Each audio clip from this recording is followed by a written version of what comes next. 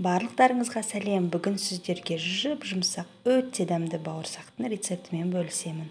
Алдымен салқын сүтімізге ыстық су құямыз. Сонда екеуі қосылып жылы болады. Оған қант салып, ашытқы салып, бетін жауып 10 минут қоямыз. 10 минуттан кейін оған тұз салып, ерітілген майымызды құйып, ұн сеуіп және бір жұмыртқа қосып, араластырып, жақсы қамыр жасап, бетін 1 сағат, 1,5 сағатқа қоямыз.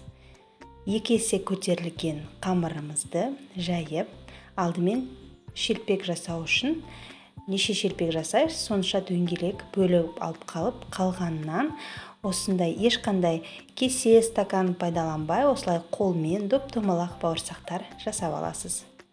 Бірінші бауырсақтарды жасап, бетін жауып қоямыз. Сонда сіз шелпек жасап болғанша бауырсақтарыңыз күшті болып көтеріледі.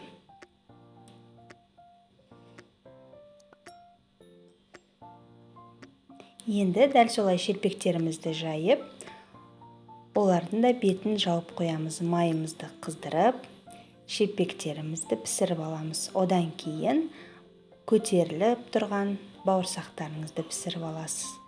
Өте дәмді жұмсақ бауырсақтар мен шелпектеріңіз дайын.